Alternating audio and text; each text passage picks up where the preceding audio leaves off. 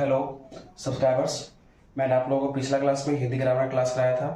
उसके बाद मैंने कुछ दिन का लीव छोड़ दिया था क्योंकि मेरा एग्ज़ाम था, तो उसके कारण से मैं पढ़ा नहीं पा रहा था। ठीक है, तो आज मैं उसके आगे का पार्ट को स्टार्ट करना चाहता हूँ। मैं कर रहा वाला हूँ। आप लोगों को पिछले क्लास में अगर याद होगा तो मैंने वर्ड आप लोगों को पढ़ाया था और उसके बाद में कुछ टर्म्स मैंने उसको आप लोगों को समझाए थे। आप लोगों के माइंड में सेट में होंगे। ठीक है, याद कीजिए। मैंने आप लोगों को चैप्टर 1 यानी कि वर्ड स्टार्ट किया था जो 9th के लिए, 10th के लिए या फिर 12th के लिए सबके लिए एप्लीकेबल था, या फिर जिसके माइंडसेट में नहीं आता हो, कभी हिंदी ग्रामर पढ़ा हो, उसके लिए भी वो खास है। ठीक है, इसमें से मैंने आप लोगों को कुछ टर्म्स बताए थे। जब बताया था कि वर्ड का डिफाइन क्या होता है इससे। उसके अलावा मैंने इसके एग्जाम्पल्स को बतलाया था आपको, आप लोगों ने अच्छे से याद भी किया होगा। इसमें से था कि क्यों वैसे यानी कि इसको लोग खंड या टुकड़ा नहीं कर सकते हैं। ठीक है, सिंपल ये था। और आगे ध्यान दो। उसके बाद मैंने बताया था कि वर्ण के दो बेटे पैदा हुए थे। एक था स्वर, जिसको बचपन में बच्चे गलती कर रहे थे, तो आज ध्यान देना, अब तो तुम लोग बड़े हो चुके हो। और सेकंड है तुम्हारा व्यंजन।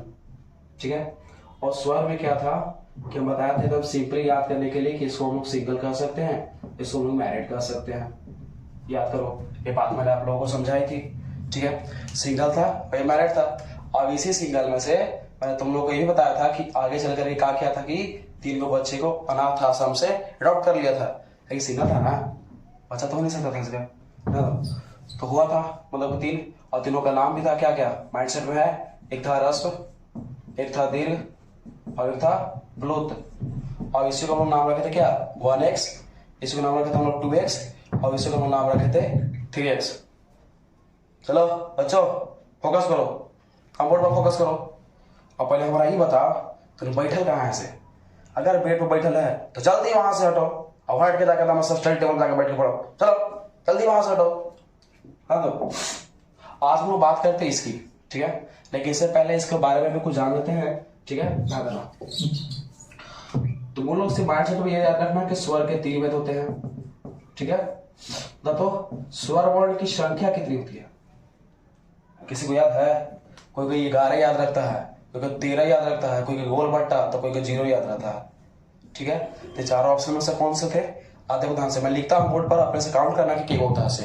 ठीक है, सब देखो यहाँ पर हो गया अ, आ, ई, उ, ए, और री। ठीक है, आप ध्यान दो। ओ और औ तीनों तो क्या होगा? जल्दी से बताओ, जल्दी से बताओ। हाँ देखो ध्यान से, यहाँ पर काउंट करेंगे तो 1 2 3 4 5 6 7 8 9 10 एंड 11। तो योर आंसर इज करेक्टेड 11। तो आप लोग इस बात में ध्यान रखिएगा। ठीक है, बात को याद रखा है ना, कहाँ से बैठ के पढ़ने के लिए कहते थे। अगर होगा वहां पर तो जल्दी वहां से हटो, कहते पहले ही ध्यान दो। यहाँ तक 11 होते हैं, तो आप लोग से बताएं, याद रखिएगा कि स्वर वर्ण के 3 भेद थे, ह्रस्व दीर्घ उपरोक्त। ह्रस्व क्या होते हैं, दीर्घ क्या होते हैं, पिछले लेक्चर में समझाया था अच्छा से। प्लुत में क्या होता है, दिमाग में भरवा दिया था। बाकी 1x 2x और 3x का क्या ट्रिक था आपको मैंने उसमें अच्छे से समझाया भी था। ठीक है, उसके बाद ध्यान दो, स्वर वर्ण की भेद तो 3 होते हैं, इसकी कुल संख्या 11 होती है। 11 कौन कौन से होते हैं आप देख लीजिए। ठीक है, ये क्या ज्यादा तुमको 10th में या फिर 12th के बोर्ड में नहीं पूछेगा। ठीक ना, नहीं है उसको, बल्कि उतना ज्यादा आज तक पूछा भी नहीं है। ठीक है, और आगे चलते हैं हम लोग, देखते हैं रिवीजन करना। ठीक है,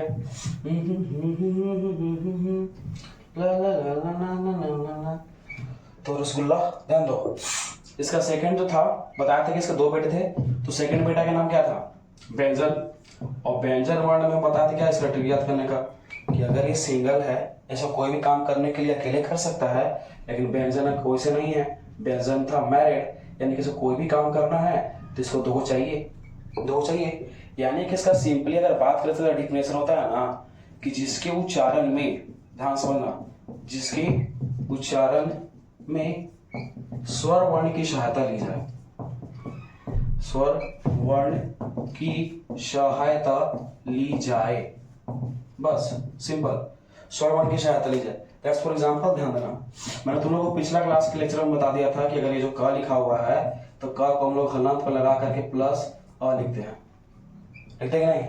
आप तुम वापस बता कर ध्यान दो, क्या ये जो लिखा गया है क्या इसको स्वर वर्ण बोलते हैं? बोलते कि नहीं, क्या कभी दिखाए थे कि स्वर वर्ण 11 को होता है, जगह में अ था, आ था, सब था। तो स्वर वर्ण अ तो स्वर वर्ण होबे करेगा, लेकिन जो क में हलंत लगल है, ठीक है, तो क में हलंत लगा तो इसको आधा करता है, लेकिन जैसे आ के इसको मिला तो इन दोनों के मिलने से बन गई क, और यही क कहलाता है व्यंजन वर्ण तुम्हारा। यही कहता था तुम्हारा व्यंजन वर्ण। यानी कि इस क को बनने के लिए मैरिड होना पड़ा। देखो एक कपल, मतलब एक और एक दोनों मिलकर कपल बन गए। अब जो कपल के रूप में था कौन था, स्वर्ण वर्ण। तो स्वर्ण वर्ण यहाँ पर आता है, इसको हेल्प करता है, हेल्प करता जाके व्यंजन वर्ण की क्रिया बनती है। तो क हो गया, चाहे ख हो गया, चाहे ग हो गया, चाहे घ हो गया, चाहे कुछ भी हो, चाहे रहे चाहे कुछ भी रहे, ये सब जितना भी है सारे के सारे व्यंजन वर्ण के मिलने से बने हैं। अगर नहीं पता तो ध्यान दो, मान लो कि हम क लिखे थे ना, तो क कर तुम एक बार अपने मुंह से उच्चारण कर दो, तब मन से कर रहा हूँ उच्चारण। इसको अगर सही से उच्चारण करेगा ना बहुआ तो करेगा रसगुल्ला, तो देखा ध्यान से आई बोची क लास्ट पूछा जाएगा। तो जो आ आएगा ना, तो देखो तो इसमें जब हेल्प हो रहा है बोलने में ना स्वर वर्ण के, इसलिए हम इसको बोलते हैं कि ये मैरिड है, यानी कि सिंपली समझाने के लिए मैरिड है, लेकिन है नहीं, यानी कि इसमें किसी और की सहायता ली जाती है, तब जाके व्यंजन वर्ण बनता है। ठीक है, उसके आपने बचपन में पढ़ा भी होगा कि अगर का है तो एकरा में, तो क में हलंत प्लस आ है, अगर एकरा में की है तो एकरा में क में हलंत लग जाएगा, और अगर इधर से उड़ाया गया है तो इसका मतलब होता है कि यानी कि बड़की है, दीर्घी वाला। ठीक है, अगर मान लो कि इधर से है तो इधर से का मतलब था कि क हलंत हो गया, और इधर से तुम्हारा है तो छोटकी ही हो गया। इस सब टाइप का तुमने वर्ड पढ़ा होगा। अगर क है, क में अगर हम लगा दिए प्लस ई तो बनता है ई, ए के चलते ऊपर एक मात्रा आती है के।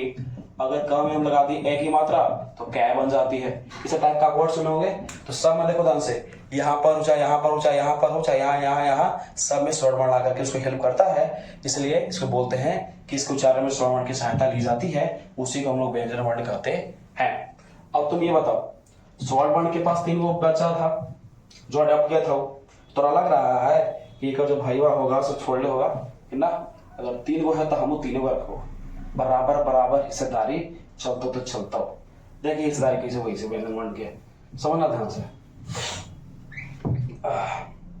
यानी कि व्यंजन वर्ण भी क्या किया कि अपने पास 3 गो संतान रखा, ताकि प्रॉपर्टी में हिस्सा हमरो बराबर मिले और स्वर वर्ण के भी बराबर मिले। ठीक है, देखना कैसे है। देखो तुम्हारा है इसका स्पर्श व्यंजन,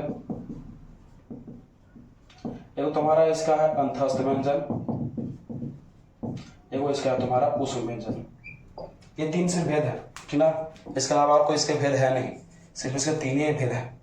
अब ध्यान दीजिएगा, जब ये स्पर्श व्यंजन इसके भेद है, अंतस्थ व्यंजन इसके भेद है, उष्ण व्यंजन इसके भेद है, तो स्पर्श में देखो ध्यान से समझना, ये टोटल 25 होते हैं। नंबर ऑफ स्पर्श व्यंजन की बात की जाए तो 25 होती है, ये 4 होती है, और लाइक दैट ये भी 4 ही होती है। ठीक है, अब देखना, जैसे मान लो कि यहाँ पे लिखते हैं कवर्ग, दिख रहा है हो, यहाँ लिख रहे हैं हम कवर्ग, तो कवर्ग का मतलब ध्यान सुना, जैसे देखो लिखे क ख ग घ एंगे, बीच में बढ़ा होगा सादे सादे। ठीक है, क ख ग घ अंग। अब ध्यान दो, ये जो लिखा गया है सब पूरा पूरा इसका एक क्लास हो गया, पूरा पूरा इसका एक क्लास हो गया, और स्टार्टिंग किया गया था क से, इसलिए क का एक क्लास है, तो क का क्लास है तो हिंदी में है, जिससे इसका नाम रख दिया गया कवर्ग। यानी कि जो कवर्ग है कुछ और नहीं, क का ही जो वर्ग में आता है ना उसी को बोलते हैं। क ख ग घ अंग, तो कितने सारे पीसेस है 5, तो यहाँ पर कवर्ग की संख्या भी 5 होती है, कवर्ग की संख्या 5 होती है, यानी क ख ग अंग है। लेकिन क्या क्या वर्ग होता है, कवर्ग के बाद चवर्ग, चवर्ग यानी कि च छ ज झ इ। अब तुमको लिखने आता होगा कम से कम इसे, टवर्ग हो गया, चाहे फिर पवर्ग हो गया, फिर चाहे फिर तवर्ग हो गया। तो ये सब 5, नंबरिंग ऑफ 5, नंबरिंग ऑफ 5, और ये नंबरिंग ऑफ 5, 5 5 5 5 5 20 20 25 हुआ ना। ठीक है, अब ये 4 है, तो तुम देखो ध्यान से, तवर्ग त थ द ध प फ ब भ, इस सब के बाद क्या चलता है, य र ल व। अगर तुमको ये बात अगर याद नहीं रहेगा कि अंतस्थ व्यंजन 4 कौन कौन होते हैं, तो याद रखना कि तुम्हारा यरवा लव करता है, तुम्हारा यरवा लव करता है, तो उसे याद रखना य र ल व, तुम्हारा यरवा लव करता है। जस्ट उसके बाद है उस व्यंजन, उस व्यंजन व के बाद क्या, तलावी श, मूर्धानी श, दंती श, और तुम्हारी हो गया ह। ठीक है, बस यह आपको इस बात को चारों को याद रखना पड़ेगा कि कौन सी में आता है। ऐसे कि पूछा भी जाता है क्वेश्चन कि यह किस व्यंजन का वर्ण है, तब बताना पड़ेगा कि अंतस्थ व्यंजन था। अगर पूछ देगा कि निम्न में से कौन अंतस्थ है, और आवाज दे देगा आपको यह, फिर देगा ल, तो देगा आपको प, और डी देगा आपको तलाबी श। तो अगर यहाँ पर जो रहेगा ऊष्म खोजने के लिए, ऊष्म है तो खोजो, यह तो यह कुछ होगा, इसमें होगा ला कुछ तला इसमें होगा, प कुछ तपा इसमें होगा, लेकिन तलाबी श कुछ इसमें होगा, तो इसका आंसर ये होगा। यानी कि अंतस्थ, ऊष्म और स्पर्श खोजने के लिए भी दिया जाता है, उसके अलावा इसके नंबरिंग भी पूछे जाते हैं। ठीक है, अब बताना हमको 25 4 29 29 33। अगर इन सबको जोड़ देंगे तो लास्ट में हमारे पास जो फाइंड आउट बचेगा नंबरिंग कितना बचेगा 33। तो यहाँ से एक और बात दिमाग में रखना कि जो व्यंजन वर्ण है ना, इसकी कुल संख्या 33 होती है। व्यंजन वर्ण की कुल संख्या 33 होती है। ऐसे अभी स्वर वर्ण की भेद थे 3, लेकिन कुल संख्या थी 11। उसी प्रकार से व्यंजन वर्ण की कुल संख्या 33 होगी, लेकिन इसके भेद होंगे 3। ठीक है, इतना दिमाग में रखेगा ना, तो समझो कि ओवरऑल 1 से 2 नंबर यहाँ से ही टक्कर जाते हैं एग्जाम में आपके। ठीक है, ध्यान से रखिएगा और सारे बातों को नोट कीजिएगा आप लोग। अब इस सबका कोई प्रॉपर डिफिनेशन अब सही नहीं होता है, इसलिए डिफिनेशन बताया नहीं जाता है। और आपको बोर्ड वाला भी कभी भी डिफिनेशन नहीं पूछेगा, क्योंकि इस सबका डिफिनेशन भी अजीब है कि अगर मुंह से गर्म हवा निकले अगर बोलते हुए तो ये व्यंजन होगा, वो व्यंजन होगा, तो ये सब प्रॉपर डिफिनेशन है नहीं, ये सब आप लोग बता नहीं रहा हूँ। यहाँ तक कि बोर्ड में ही सब इस टाइप का क्वेश्चन पूछे जाते हैं। आगे देखिएगा,